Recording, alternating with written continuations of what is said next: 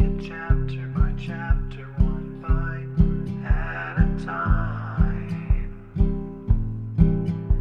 So many adventures and mountains we can climb. Take it word for word, line by line, one bite at a time.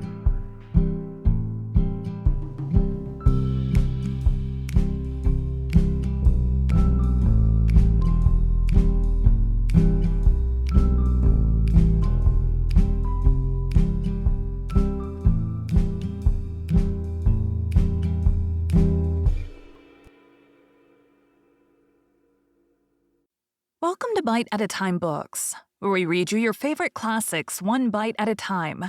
My name is Bree Carlile, and I love to read, and wanted to share my passion with listeners like you. If you want to know what's coming next and vote on upcoming books, sign up for our newsletter at biteatatimebooks.com. You'll also find our new t-shirts in the shop, including podcast shirts and quote shirts from your favorite classic novels. Be sure to follow my show on your favorite podcast platform so you get all the new episodes. You can find most of our links in the show notes. But also our website, biteatatimebooks.com, includes all of the links for our show, including to our Patreon to support the show, and YouTube, where we have special behind the narration of the episodes. We're part of the Bite at a Time Books Productions Network. If you'd also like to hear what inspired your favorite classic authors to write their novels, and what was going on in the world at the time, check out the Bite at a Time Books Behind the Story podcast, wherever you listen to podcasts. Please note, while we try to keep the text as close to the original as possible, some words have been changed to honor the marginalized communities who've identified the words as harmful, and to stay in alignment with Bite at a Time Books' brand values. Today we'll be continuing Joe's Boys by Louisa May Alcott. Chapter 5, Vacation. Everyone was glad of a holiday next morning, and all lingered over the breakfast table, till Mrs. Joe suddenly exclaimed, "Why, there's a dog!" And on the threshold of the door appeared a great deerhound, standing motionless with his eyes fixed on Dan. "Hello, old boy. Couldn't you wait till I came for you? Have you cut away on the sly? Own up now and take your whipping like a man," said Dan, rising to meet the dog, who reared on its hind legs to look his master in the face, and bark as if uttering an indignant denial of any disobedience. "All right, Don never lies." And Dan gave the tall beast a hug, adding as he glanced out of the window where a man and horse were seen approaching, "I left my plunder at the hotel overnight, not knowing how I should find you. Come out and see Octu, my Mustang. She's a beauty." And Dan was off, with the family streaming after him to welcome the newcomer. They found her preparing to go up the steps in her eagerness to reach her master, to the great dismay of the man who was holding her back. "Let her come," called Dan. "She climbs like a cat and jumps like a deer. Well, my girl, do you want to gallop?" he asked, as the pretty creature clattered up to him and whinnied with pleasure as he rubbed her nose and slapped her glossy flank. "That's what I call a horse worth having," said Ted, full of admiration and delight, for he was to have the care of her during Dan's absence. "What intelligent eyes. She looks as if she would speak," said Mrs. Joe. "She talks like a human in her way. Very little that she don't know. Hey, old lass." And Dan laid his cheek to hers as if the little black mare was very dear to him. "What does Octu mean?" asked Rob. "Lightning. She deserves it, as you'll see. Black Hawk gave her to me for my rifle, and we've had high times together out yonder. She's saved my life more than once. Do you see that scar?" Dan pointed to a small one, half hidden by the long mane, and standing with his arm about Octu's neck, he told the story of it. "Black Hawk and I were after buffalo one time, but didn't find him as soon as we expected, so our food gave out, and there we were 100 miles from Red Deer River where our camp was. I thought we were done for, but my brave pal says, 'Now I'll show you how we can live till we find the herds.' We were unsaddling for the night by a little pond. There wasn't a living creature in sight anywhere, not even a bird, and we could see for miles over the prairies. What do you think we did?" And Dan looked into the faces round him. "Ate worms like the Australian fellows," said Rob. "Boiled grass or leaves," added Mrs. Joe. "Perhaps filled the stomach with clay, as we read of savages doing," suggested Mr. Bear. "Killed one of the horses," cried Ted, eager for bloodshed of some sort. "No, but we bled one of them. See, just here. Filled a tin cup, put some wild sage leaves in it with water, and heated it over a fire of sticks. It was good, and we slept well." "I guess Octu didn't." And Josie patted the animal with a face full of sympathy. "Never minded it a bit. Blackhawk said we could live on the horses several days and still travel before they felt it. But by another morning we found the buffalo, and I shot the one whose head is in my box, ready to hang up and scare brats into fits. He's a fierce old fellow, you bet." "What is this strap for?" asked Ted, who was busily examining the Indian saddle, the single rein and snaffle with lariat, and round the neck the leather band he spoke of. "We hold on to that when we lie along the horse's flank farthest from the enemy and fire under the neck as we gallop round and round. I'll show you." And springing into the saddle, Dan was off down the steps, tearing over the lawn at a great pace, sometimes on Octu's back, sometimes half hidden as he hung by stirrup and strap, and sometimes off altogether, running beside her as she loped along, enjoying the fun immensely, while Don raced after in a canine rapture at being free again and with his mates. It was a fine sight. The three wild things at play, so full of vigor, grace, and freedom that for the moment the smooth lawn seemed a prairie, and the spectators felt as if this glimpse of another life made their own seem rather tame and colorless. "This is better than a circus," cried Mrs. Joe, wishing she were a girl again that she might take a gallop on this chained lightning of a horse. "I foresee that Nan will have her hands full setting bones, for Ted will break every one of his trying to rival Dan. A few falls will not harm, and this new care and pleasure will be good for him in all ways. But I fear Dan will never follow a plow after riding a Pegasus like that," answered Mr. Bear, as the black mare leapt the gate and came flying up the avenue, to stop at a word and stand quivering with excitement, while Dan swung himself off and looked up for applause. He received plenty of it, and seemed more pleased for his pet's sake than for his own. Ted clamored for a lesson at once and was soon at ease in the queer saddle, finding Octu gentle as a lamb as he trotted away to show off at college. Bess came hastening down the hill, having seen the race from afar, and all collected on the piazza while Dan yanked the cover off the big box the express had dumped before the door, to borrow his own words. Dan usually traveled in light marching order, and hated to have more luggage than he could carry in his well-worn valise. But now that he had a little money of his own, he had cumbered himself with a collection of trophies won by his bow and spear, and brought them home to bestow upon his friends. "We shall be devoured with moths," thought Mrs. Joe, as the shaggy head appeared, followed by a wolfskin rug for her feet, a bearskin ditto for the professor's study, and Indian garments bedecked with foxes' tails for the boys. All nice and warm for a July day, but received with delight nevertheless.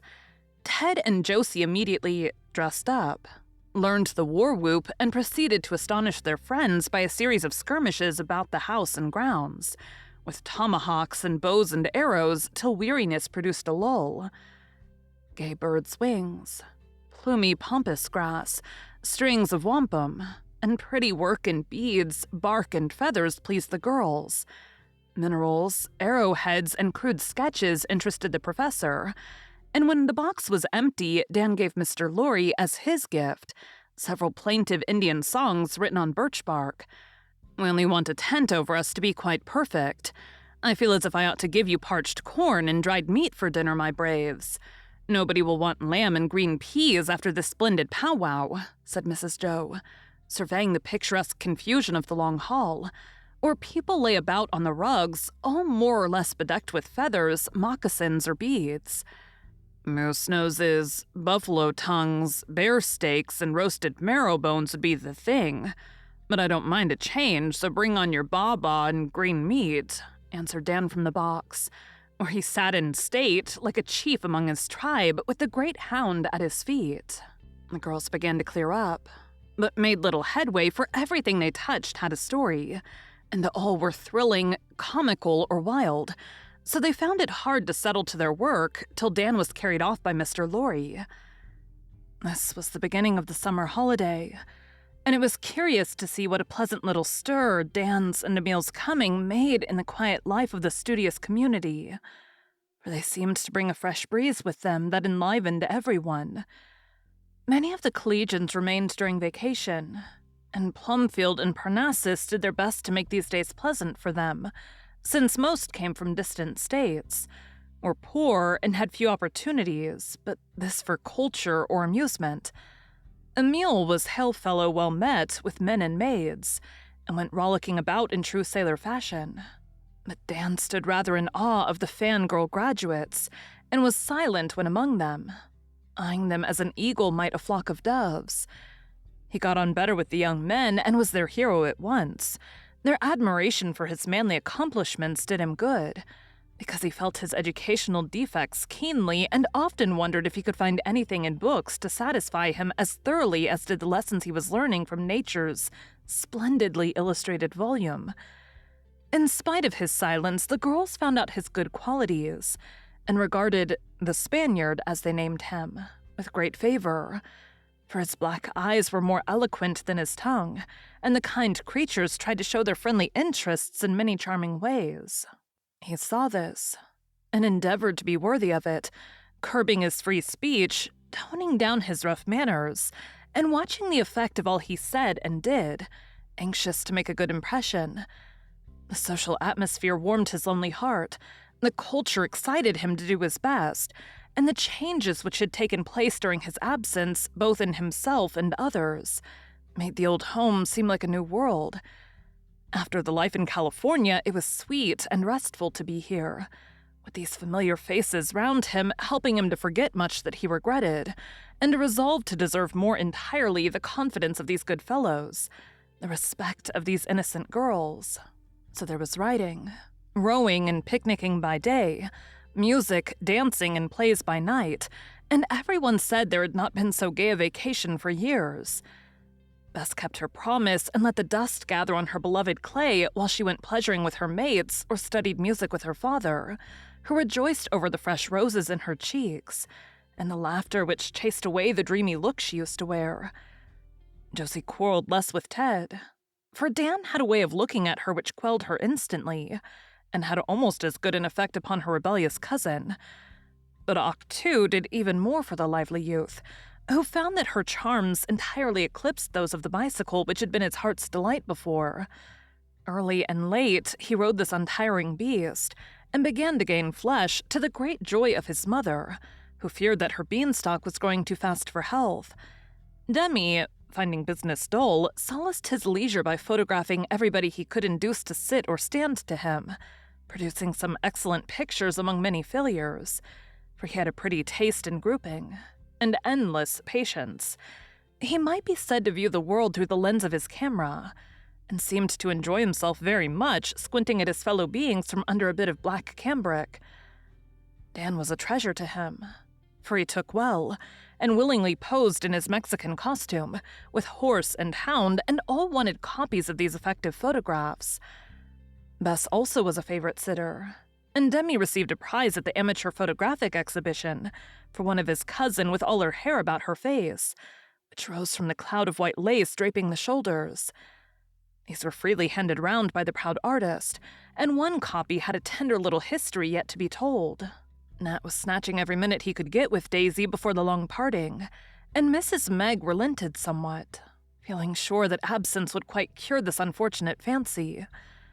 Daisy said little, but her gentle face was sad when she was alone, and a few quiet tears dropped on the handkerchief she marked so daintily with her own hair. She was sure Nat would not forget her, and life looked rather forlorn without the dear fellow who had been her friend since the days of patty pans and confidences in the willow tree. She was an old-fashioned daughter, dutiful and docile, with such love and reverence for her mother that her will was law, and if love was forbidden, friendship must suffice.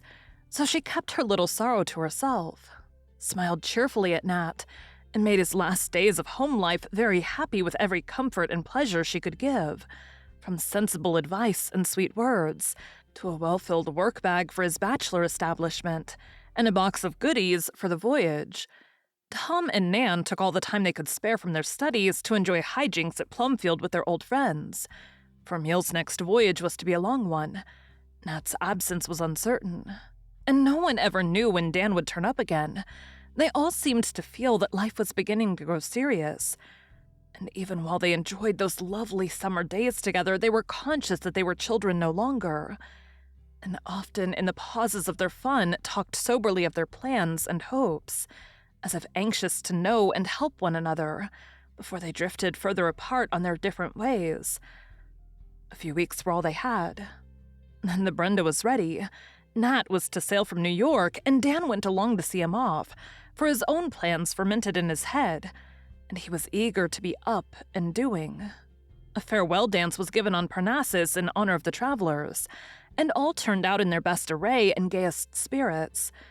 George and Dolly came with the latest Harvard airs and graces, radiant to behold in dress suits and crushed hats, as Josie called the especial pride and joy of their boyish souls. Jack and Ned sent regrets and best wishes, and no one mourned their absence, for they were among what Mrs. Joe called her failures. Poor Tom got into trouble as usual by deluging his head with some highly scented preparation in the vain hope of making its tight curls lie flat and smooth, as was the style. Unhappily, his rebellious crop only kinked the closer, and the odor of many barber shops clung to him in spite of his frantic efforts to banish it. Nan wouldn't allow him near her, and flapped her fan vigorously whenever he was in sight, which cut him to the heart and made him feel like the Peri shut out from paradise. Of course, his mates jeered at him, and nothing but the unquenchable jollity of his nature kept him from despair. Emil was resplendent in his new uniform, and danced with an abandon which only sailors know. His pumps seemed to be everywhere, and his partners soon lost breath trying to keep up with him. But the girls all declared he steered like an angel, and in spite of his pace, no collisions took place, so he was happy, and found no lack of damsels to ship with him. Having no dress suit, Dan had been coaxed to wear his Mexican costume, and feeling at ease in the mini-buttoned trousers, loose jacket, and gay sash, flung his seraph over his shoulder with a flourish and looked his best, doing great execution with his long spurs, as he taught Josie strange steps or rolled his black eyes admiringly after certain blonde damsels whom he dared not address. The mammas sat in the alcove, supplying pins, smiles, and kindly words to all, especially the awkward youths new to such scenes, and the bashful girl conscious of faded muslins and cleaned gloves. It was pleasant to see stately Miss Amy promenade on the arm of a tall country boy, with thick boots and a big forehead, or Mrs. Joe dance like a girl with a shy fellow whose arms went like pump handles, and whose face was scarlet with confusion and pride at the honor of treading on the toes of the president's wife. Mrs. Meg always had room on her sofa for 2 or 3 girls, and Mr. Lorry devoted himself to these plain, poorly dressed damsels with a kindly grace that won their hearts and made them happy. The good professor circulated like refreshments, and his cheerful face shone on all alike, while Mr. March discussed Greek comedy in the study with such serious gentlemen as never unbent their mighty minds to frivolous joys. The long music room, parlor, hall, and piazza were full of white-gowned maidens with attendant shadows. The air was full of lively voices, and hearts and feet went lightly together, as the home band played vigorously and the friendly moon did her best to add enchantment to the scene. "Pin me up, Meg, that dear Dunbar boy's nearly rent me in sunder, as Mr. Peggotty would say. But didn't he enjoy himself bumping against his fellow men and swinging me round like a mop? On these occasions, I find that I'm not as young as I was, nor as light of foot. In 10 years more, we shall be meal-bags, sister, so be resigned." And Mrs. Joe subsided into a corner, much disheveled by her benevolent exertions. "I know I shall be stout, but you won't keep still long enough to get much flesh on your bones, dear, and Amy will always keep her lovely figure. She looks about 18 tonight in her white gown and roses," answered Meg, busily pinning up one sister's torn frills, while her eyes fondly followed the other's graceful movements, for Meg still adored Amy in the old fashion. It was one of the family jokes that Jo was getting fat, and she kept it up, though as yet she had only acquired a matronly outline, which was very becoming. They were laughing over the impending double chins when Mr. Lorry came off duty for a moment. "Repairing damages as usual, Jo. You never could take a little gentle exercise without returning in rags. Come and have a quiet stroll with me and cool off before supper. I've a series of pretty tableaux to show you while Meg listens to the raptures of lisping Miss Carr, whom I made happy by giving her Demi for a partner." As he spoke, Laurie led Jo to the music room, nearly empty now after a dance which sent the young people into garden and hall.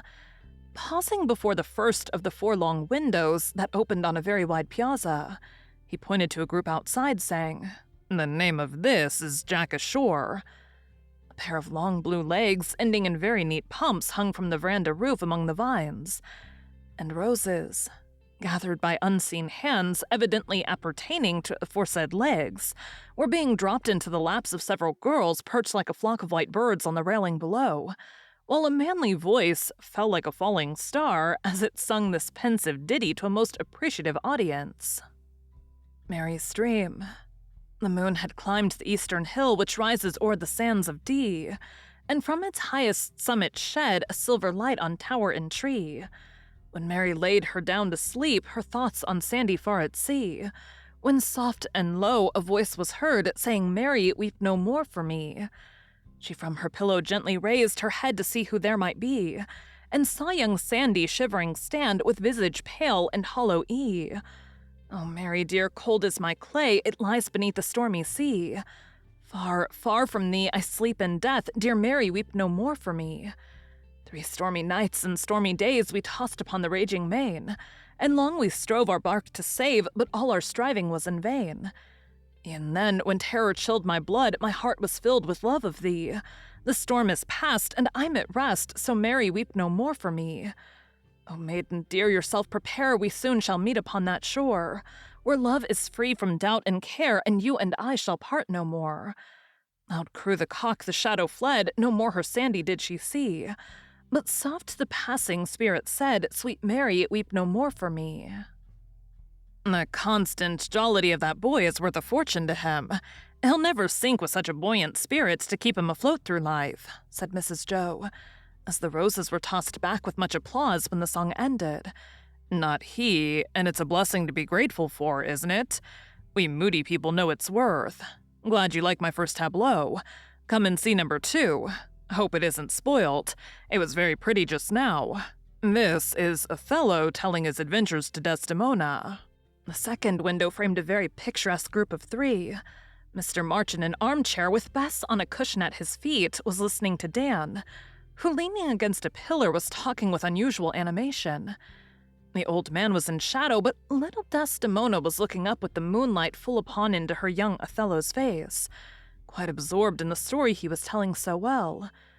A gay drapery over Dan's shoulder, his dark coloring, and the gesture of his arm made the picture very striking, and both spectators enjoyed it with silent pleasure, till Mrs. Jo said in a quick whisper, "I'm glad he's going away.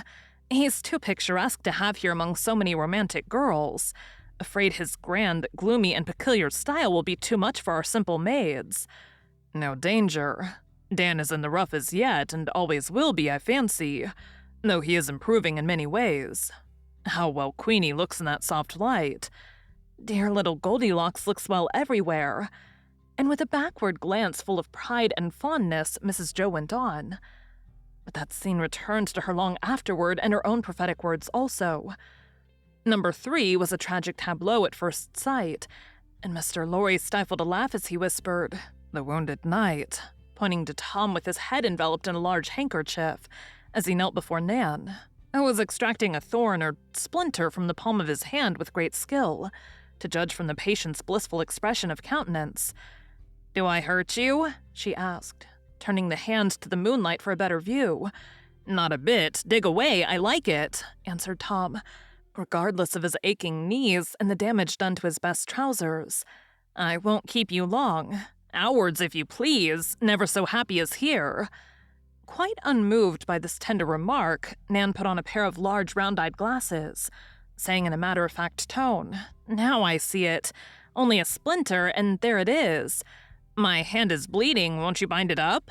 asked Tom, wishing to prolong the situation. "Nonsense, suck it.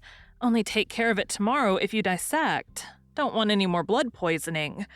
That was the only time you were kind to me. Wish I'd lost my arm. I wish you'd lost your head. It smells more like turpentine and kerosene than ever. Do take a run in the garden and air it."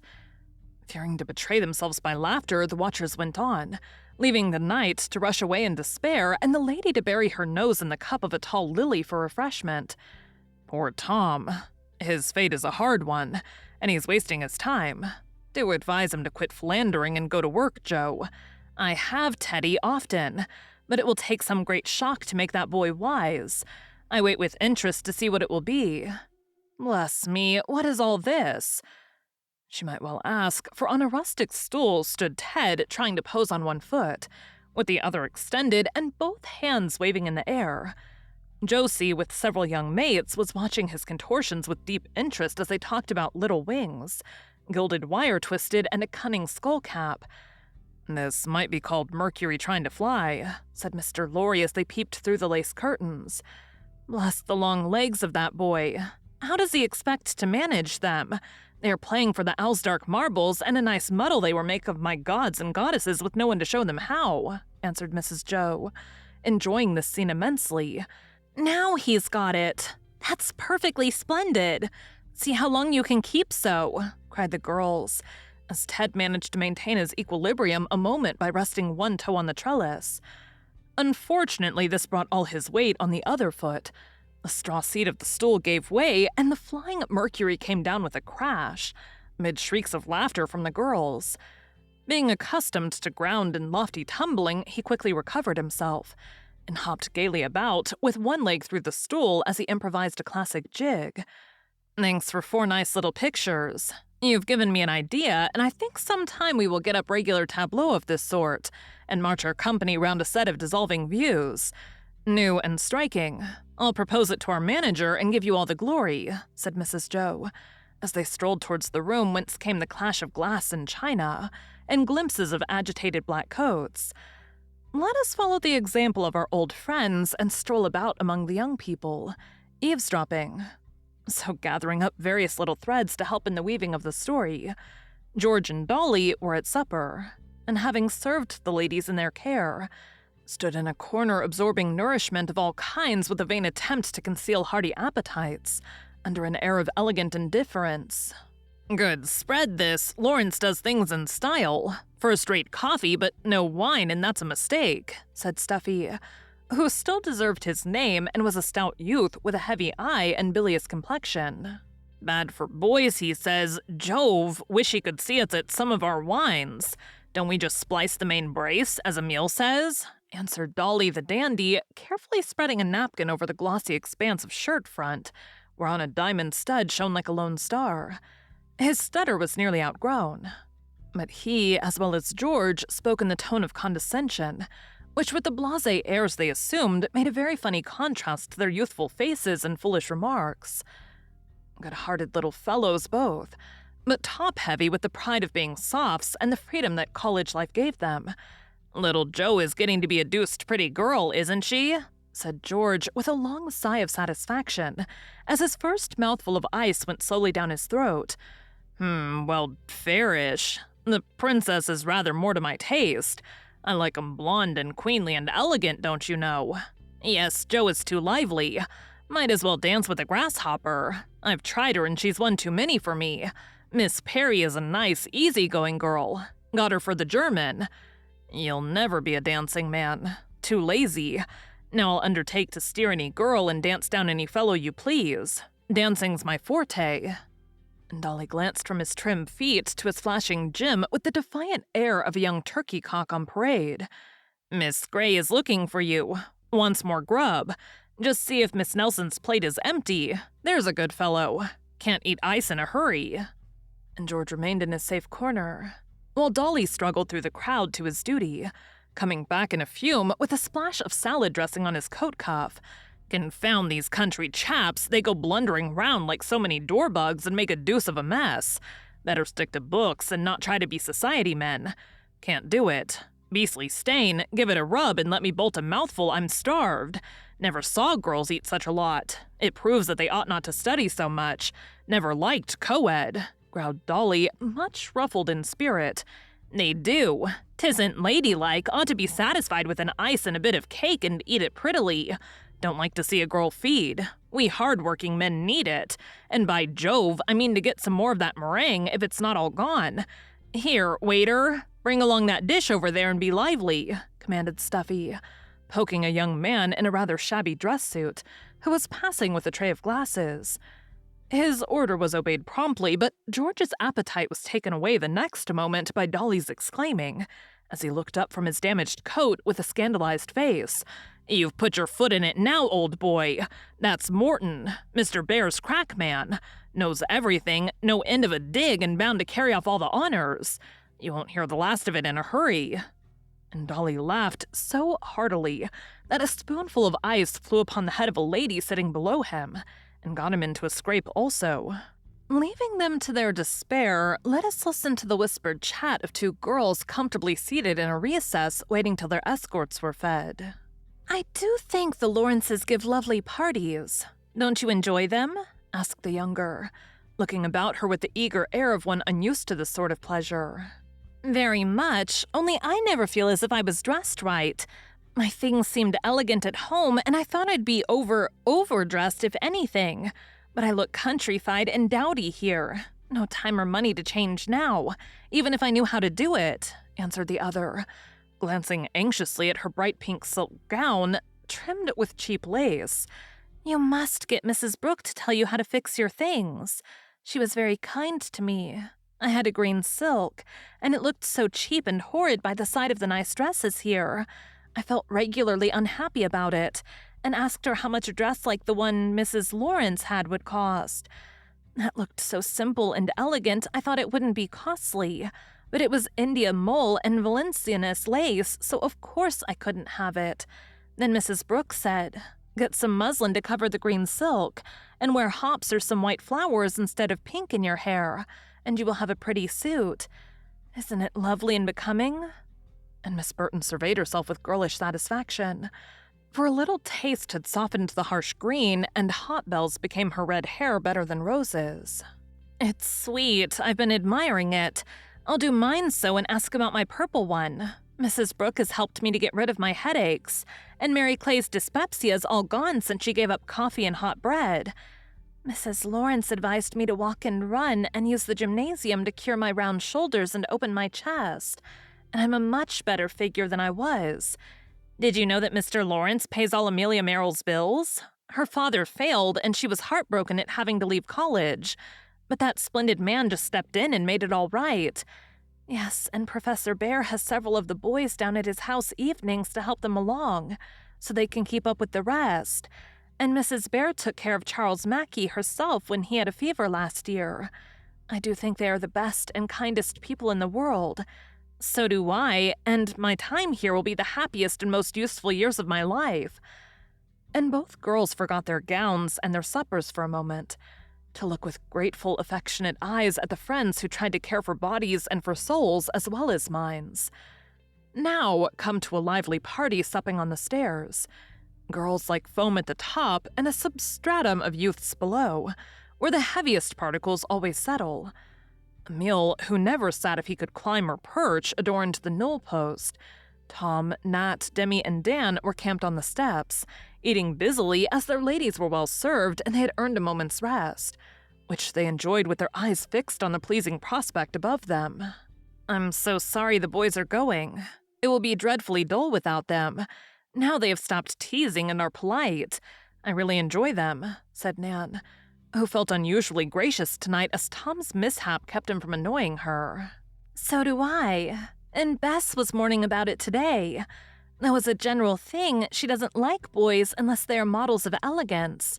She has been doing Dan's head, and it is not quite finished. I never saw her so interested in any work, and it's very well done. He is so striking and big he always makes me think of the Dying Gladiator, or some of those antique creatures. There's Bess now."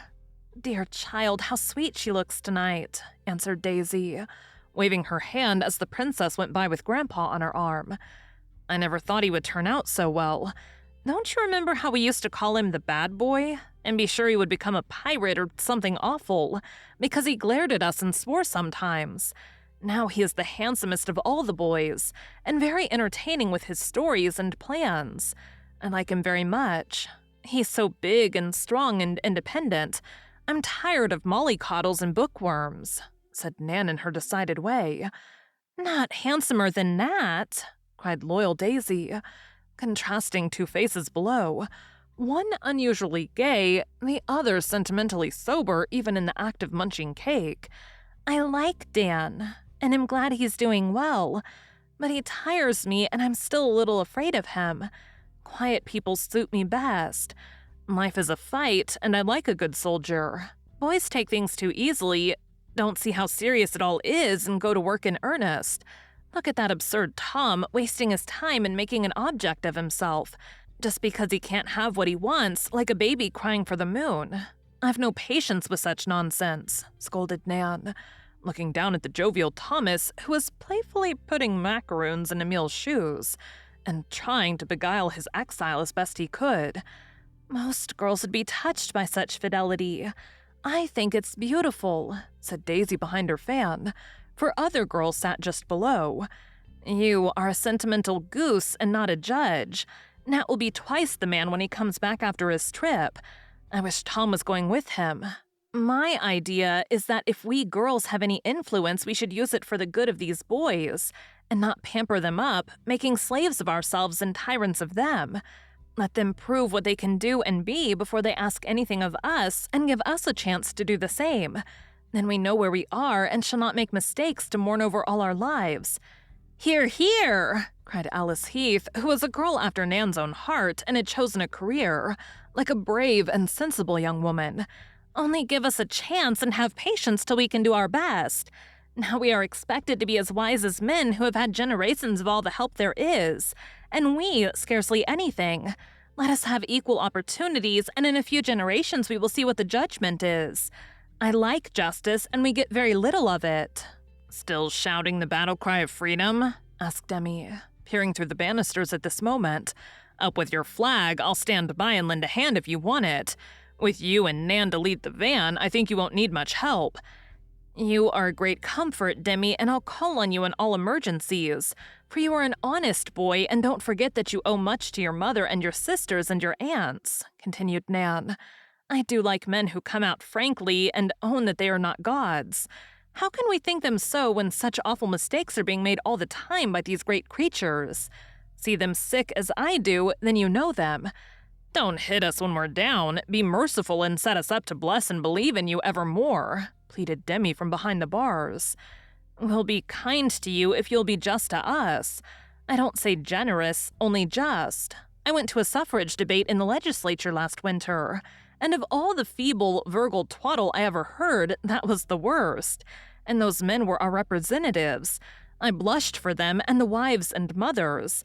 I want an intelligent man to represent me if I can't do it myself, not a fool." "Nan is on the stump. Now we shall catch it," cried Tom, putting up an umbrella to shield his unhappy head.